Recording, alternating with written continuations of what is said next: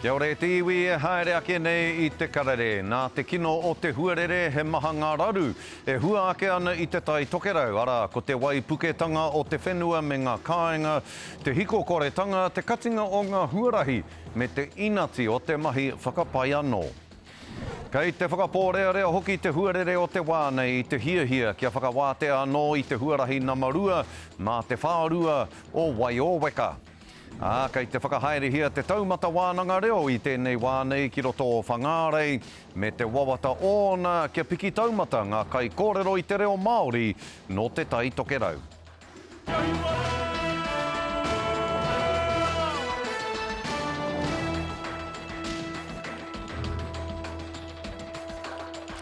Nō reira, kei ngā pū o te mātauranga, kei ngā toki o te reo, huri noa I te motu, nau mai anō ki te karare I tēnei rā.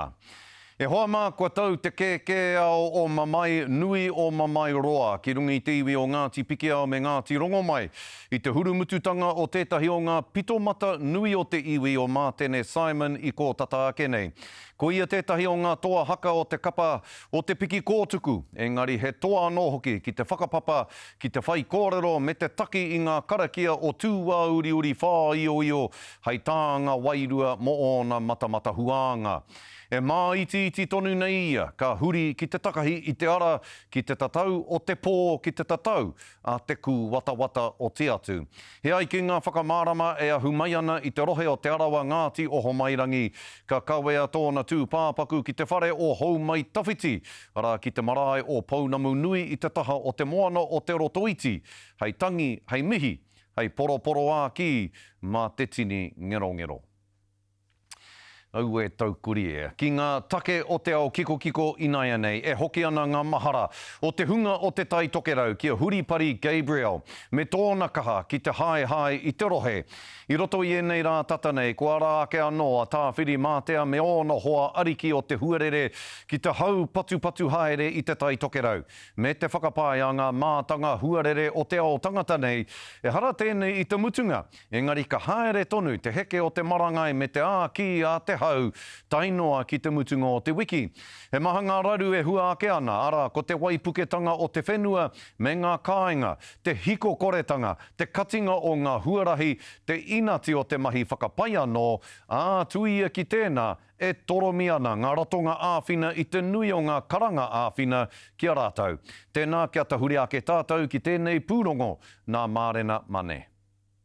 He ua tāta I timata I te mutunga wiki ki te tai tokerau. Ana, ko te whanga o whangaruru tērā, tētahi o ngā wāhi I tino patua. I had to cut here before we left and then we came across this bridge only moments ago. And now there's no bridge, whānau. I pakaru mai te piriti o Ngaiotanga, te ara matua ki tūpare huia I te takiwā o whangaruru. Ana, kua noho herea ngā kainoho me ngā manuhiri noho hōpuni. Must have been about 2-3 minutes, boom, the whole bridge was gone. All one side of the bridge. And so, definitely someone looking after us. Ko ngaro katoatia ngā papa hopuni, neke atu I te iwa te kau o ngā manuhiri kua kimi whakaruru hau ki te marae o tūpare huia. Tētahi o ngā marae e whā e tautoko ana I te hunga, noho kāinga kore nei. Whole campsites were basically washed over. Nothing was standing. The tents were flattened, the gazebos were flattened. So then we're like, let's get out of here. And then they're like, oh, the road's blocked. So we went to the marae. Thank you so much, the marae. Ina nahi nei ko te āta whakapai me te tātari I ngā paratoenga te whainga matua o ngā kainoho o ākura. Ko te ngaronga hoki o ngā taonga piripoho, tētaia te whakaora anō. The things that are dearest to me, of course, is my mother's korowai.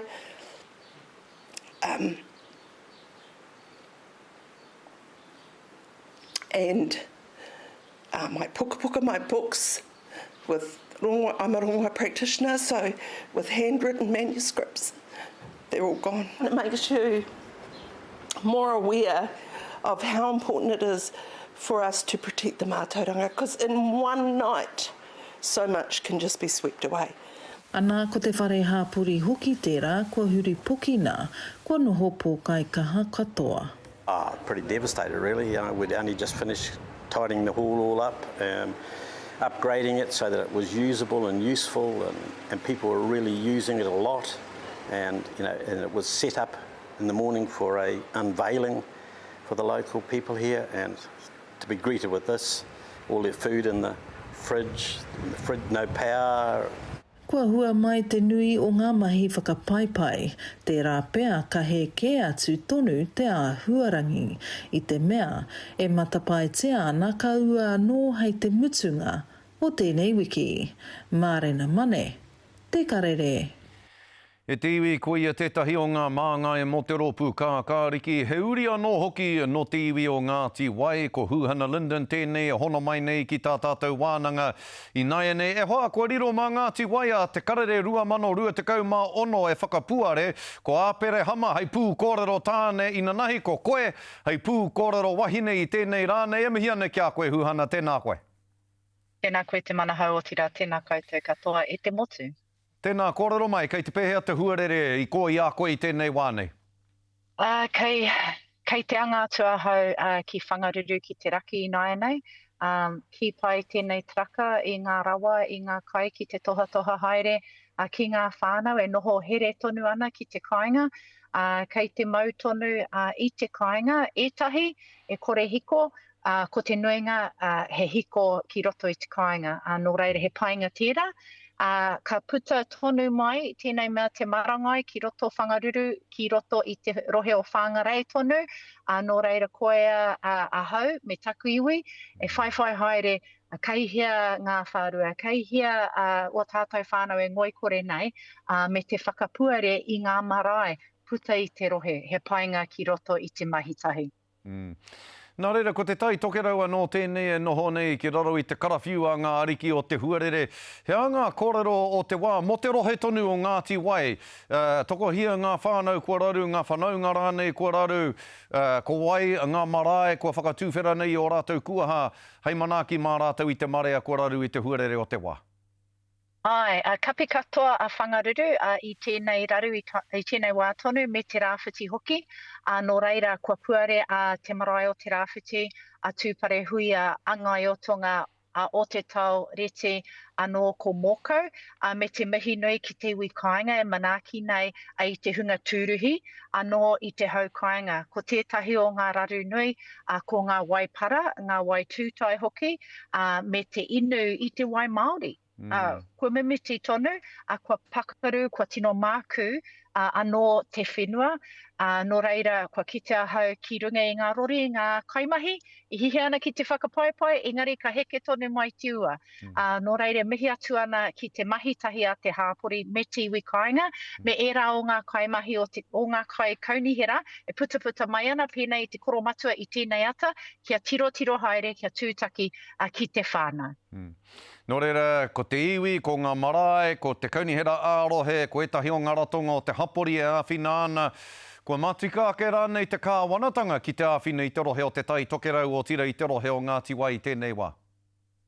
Ai, i tēnei ata tonu, i tūtaki a hau ki te minita, moenei kaupapa, minita Mark Mitchell, i puta mai ki te kaunihera, ki te huitahi, Aku rongo, i haere ia ki roto whangaruru hoki, tēnei aheahi, i te mea kua hau kei te raki, kua pakaru te priti i ngaiotanga no reira kei koro rāreka rānoa hau e haere ana aru haere i ngā rori o te kāinga, ka mihi atu ki tōna puta mai, ahakoa ngā pakeketanga o te traiwa mai i Tāmaki Makaurau, ka taia, me te noho tahi me te whakarongo e pāna ki te reo o te iwi kāinga.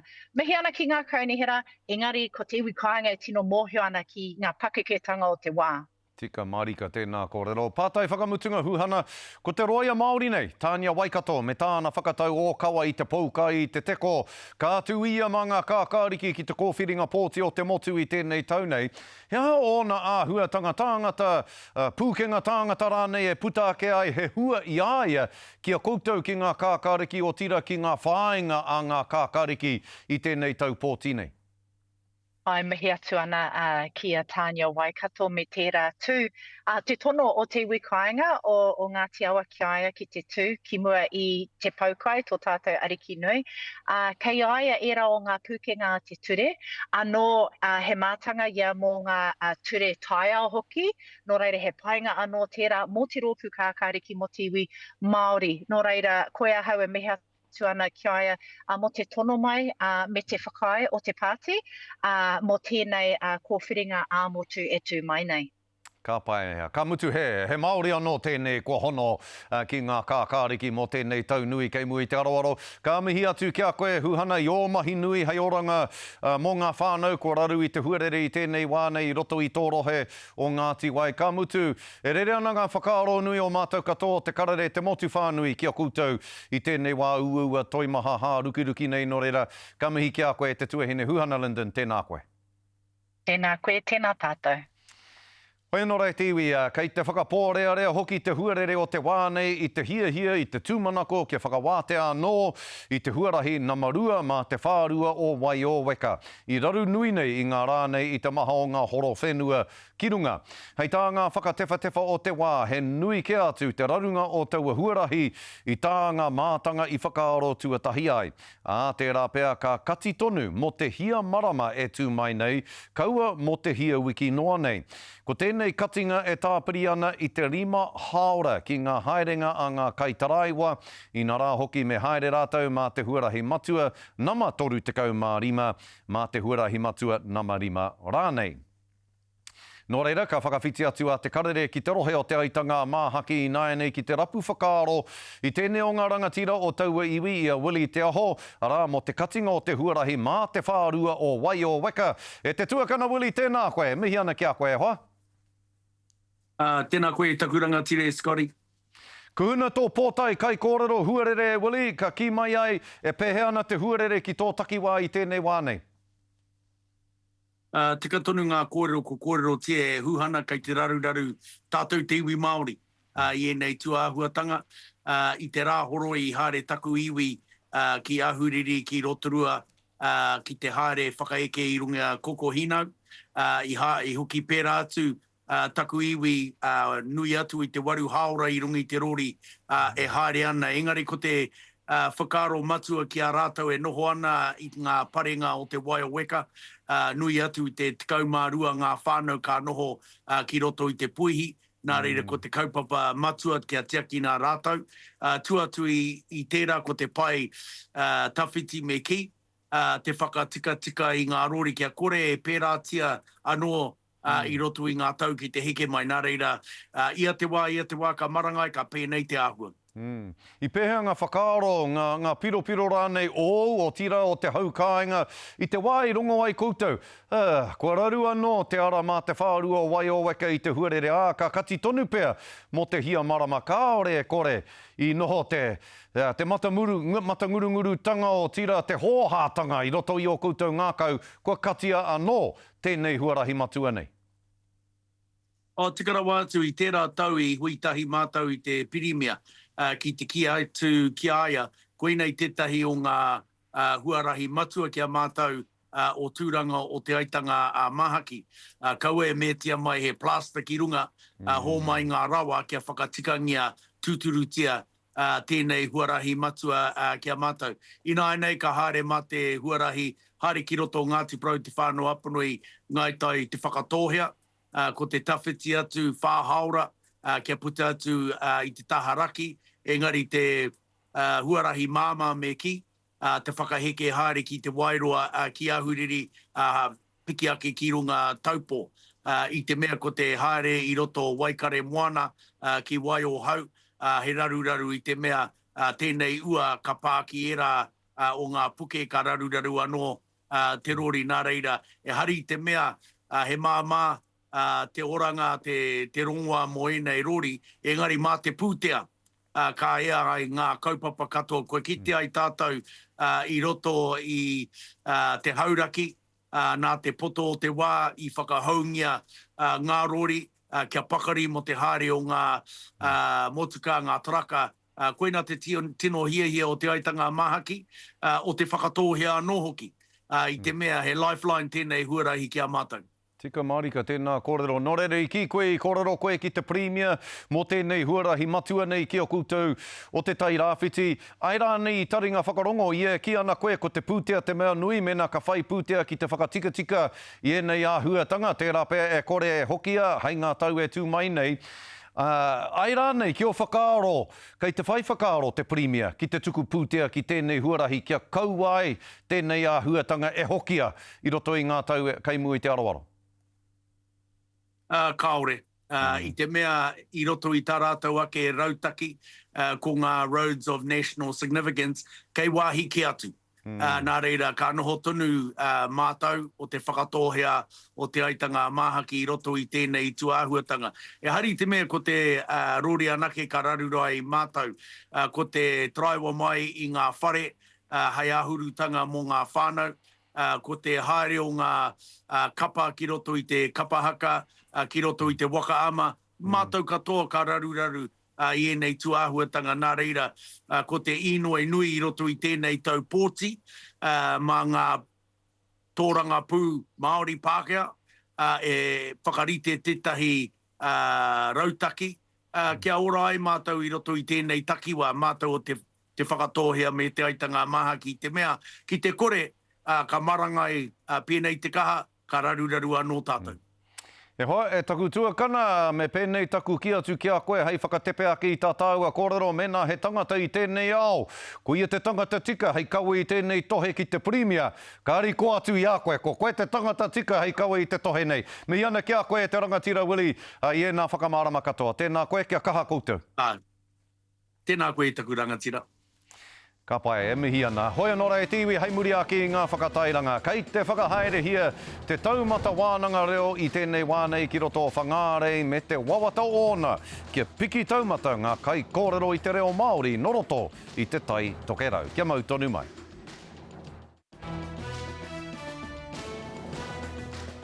Hoki mai anō ki te karere, ko te whāinga pū ia kia whakarahi ake, kia whakatairanga ake hoki i te hunga matatau ki te kōrero Māori i te rohe o te tai tokerau. Koe rā tā ngā kai whakahaere i te taumata wānanga reo kei whangārei e tū ana i tēnei wānei. Hei tā rātou ko te hia ia kia pūmau tonu ngā tauira ki te momo reo o ngā iwi o te tai tokerau. O tira ki te tuakiri reo e ki ai rātou he uri no te nota. Anei rā te pūrongo a Raniera Harrison. Ono ngia ana ngā pia pono o te wānanga. Oi, hoko kawhi au e mea i te ratura hārawai. Kia ngakia ngā reo manatunga o te tai tokerau. Ko te mea nui ko te reo o te kāinga, ko te reo o te tai tokerau. E rangi ke kona anō ngā rawe, ngā hōhonutanga kei tēnā. Hoi nea nui pōi mai ei te kaha tini o ngā ko ngā reo o te kāinga ki te taumata wānanga reo i whāngārei terenga praoa. Mai kaurua ki te tīhore Panama, ne? E whakanui nei tōna terenga tua ngahuru i tēnei tau. Ko te whainga matua, ko te huihuinga mai o ngā uri o te tai tokerau nei, mo te reo Māori, mo te reo te kāinga, mo te reo te tai tokerau, te take. Ai pērā tonu ana tērā whainga matua i tēnei wā. E me te aha terenga atu terenga mai ko taua tere ko taua horo anōra ki te arahi ngā taumata o te reo. Ko te taumata tētahi o ngā wāhi e āhei ai, mātou ngā uri ahi tere me ki, ngā mātāwaka e noho ana ki ko, te hoki mai ki te kāinga, te rongo i te hā o te kāinga, ngā kiwaha, ngā rerenga, kōrero, ngā kianga o te kāinga. Me te whakapūmau hoki i ngā hononga ki o tātou whanaunga o te kāinga. Kone i te kotahirau katoa ngā tauira o te wānanga i tēnei tau. Horekau tētahi tō mauatu he hoto ki te keri. Me te aha tā te katoa whai kia whakatupungia i a tātou tamariki mokopuna i te mātotorutanga o te reo. Hei tāku e tino whanakea i tēnei kaupapa me aro tātou ki te pihinga mai o a tātou tamariki, ko ngā te hunga rangata hei te hunga kei te haikura tonu, mā tā tātou ata whaiwhai atu i a rātou, me te ata manaki a rātou i roto i tēnei kaupapa, ka tino tūmai we te toa taua o te reo Māori. Ai tā ngā kai whakahaere, he nui tonu anō ngā mahi, e mahuta tonu mai ana. E tino rongo ana i te hiakai o ngā uri o te tai tokerau ki tēnei mea te reo o te kāinga. Ka puta te rehitatanga, ka tere pau ngā rehita. E tohu ana, e ora ana te reo o te kāinga, e ora ana te tai tokerau. E kia whiria tonu hiara te kaha tua tini o ngā taumata reo katoa o te tai tokerau. Raniera Harrison, te karere. Hoi nō rei tiwi, hei muri ake I te whakatā poto ka tahuri atu ki te kaupapa nui o te wā, ara ki te huarere me ngā matapai mō ngā rangi kei mua I a tātou. Kia I te tonu mai. Ko te atamahina. Ka tiha e tiwi e whai ake nei ko ngā matapai huarere.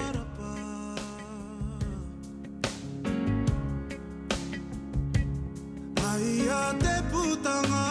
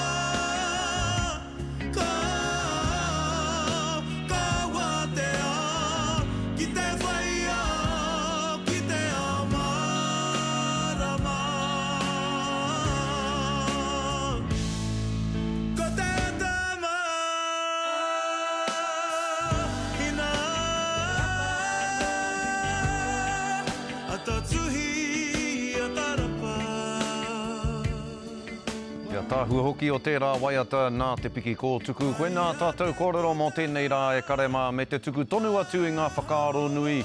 Ki o tātou whānau, ki o tātou e pēpē, kei raro I te hama a te huarere I tēnei wānei. Kia toi poto koutou, kia ora koutou. E tiwi, kia tau te ai o tanga, kia tātou katoa. Tūrou, Hawaiki.